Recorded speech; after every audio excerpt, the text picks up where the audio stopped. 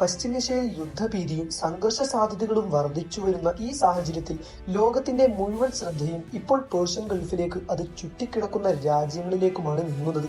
ഇതിനിടയിലാണ് അമേരിക്കയുടെ കരുത്തുറ്റ യുദ്ധക്കപ്പലായ ജോർജ് ബുഷ് ഗൾഫ് മേഖലയിലേക്ക് പുറപ്പെട്ടിരിക്കുന്നത് എന്ന വാർത്തകൾ പുറത്തു വരുന്നുണ്ട്.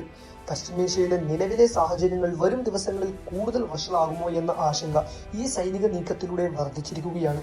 ഒരു വിമാനവാഹിനി കപ്പൽ എന്നതിലുപരി ഒരു സഞ്ചരിക്കുന്ന സൈനിക നഗരം എന്ന് വിശേഷിപ്പിക്കാനാവുന്ന അത്രയും വിപുലമായ സന്നാഹങ്ങളാണ് ഈ യുദ്ധക്കപ്പലിൽ ഉള്ളത്.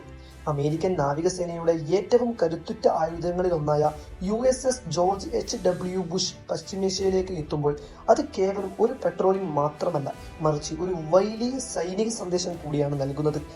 മേഖലയിലെ ഇറാൻ ഉൾപ്പെടെയുള്ള എതിരാളികൾക്ക് മുന്നറിയിപ്പ് നൽകാനും തങ്ങളുടെ സഖ്യകക്ഷികൾക്ക് സുരക്ഷ ഉറപ്പാക്കാനുമാണ് അമേരിക്ക ഇത്തരമൊരു വൻകിട നീക്കം നടത്തുന്നത്.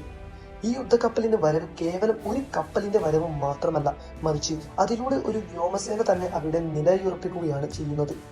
അത്യാധുനികമായ യുദ്ധവിമാനങ്ങൾ, ഹെലികോപ്റ്ററുകൾ, മിസൈൽ പ്രതിരോധ സംവിധാനങ്ങൾ എന്നിവയെല്ലാം ഈ കപ്പലിന് സജ്ജമാണ്. പശ്ചിമേഷ്യയിൽ ഇസ്രായേലും പലസ്തീനും തമ്മിലുള്ള പ്രശ്നങ്ങൾക്കും മേഖലയിലെ മറ്റ് ആഭ്യന്തര സംഘർഷങ്ങൾക്കും ഇടയിൽ അമേരിക്കയുടെ ഈ ഇടപെടൽ ലോകത്തെ മൂന്നാം ലോക മഹായുദ്ധം എന്ന ഭീതിയിലേക്ക് നയിക്കുന്നുണ്ട്. ലോകത്തെ എണ്ണ വിതരണത്തിന്റെ സിംഹഭാഗവും കടന്നു പോകുന്ന ഹോർമൂസ് കടലിടുക്ക് പോലുള്ള തന്ത്രപ്രധാനമായ സ്ഥലങ്ങളിൽ നിയന്ത്രണം ഉറപ്പിക്കുക എന്നതും ഇത്തരം നീക്കങ്ങളുടെ പിന്നിലുണ്ട്. ഗൾഫ് മേഖലയിലെ സമാധാനം ഇല്ലാതായാൽ അത് ആഗോള സാമ്പത്തിക വ്യവസ്ഥയെയും ഇന്ധന വിലയെയും എങ്ങനെ ബാധിക്കും എന്നത് വലിയൊരു ചോദ്യചിഹ്നമാണ്. അമേരിക്കയുടെ ഈ സൈനിക വിന്യാസം തങ്ങളെ പ്രകോപിപ്പിക്കാനാണെന്ന് ഇറാൻ ആവർത്തിച്ചു പറയുമ്പോൾ അത് ഈ പ്രദേശത്തെ ഒരു യുദ്ധക്കളമാക്കി മാറ്റാനാണ് സാധ്യതയെന്ന് രാഷ്ട്രീയ നിരീക്ഷകർ വിലയിരുത്തുന്നു.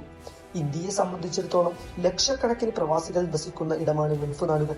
അതിനാൽ തന്നെ അവിടെയുണ്ടാകുന്ന ചെറിയൊരു ചലനം പോലും നമ്മുടെ രാജ്യത്ത് നേരിട്ട് ബാധിക്കും.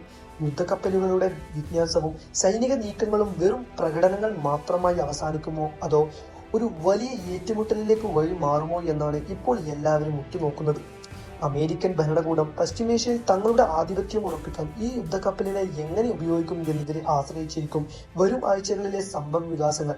ഗൾഫ് രാജ്യങ്ങളിലെ സുരക്ഷാ സംവിധാനങ്ങൾ കൂടുതൽ കർശനമാക്കുകയും സൈനിക ജാഗ്രത പാലിക്കുകയും ചെയ്യുന്ന ഈ ഘട്ടത്തിൽ ജോർജ് ബുഷ് എന്ന ഭീമൻ കപ്പൽ മേഖലയിലെത്തുമ്പോൾ അത് ആഗോള രാഷ്ട്രീയ ഭൂപടത്തിൽ വലിയ മാറ്റങ്ങൾ സൃഷ്ടിക്കാൻ കാരണമായേക്കാം. പശ്ചിമേഷ്യൻ രാജ്യങ്ങൾ ഈ നീക്കത്തെ ഏതു രീതിയിൽ പ്രതിരോധിക്കുമെന്നും റഷ്യയും ചൈനയും അടക്കമുള്ള ശക്തികൾ അമേരിക്കയുടെ ഈ വിന്യാസത്തോട് എങ്ങനെ പ്രതികരിക്കുമെന്നും ലോകം കാത്തിരുന്ന് കാണേണ്ടതുണ്ട്.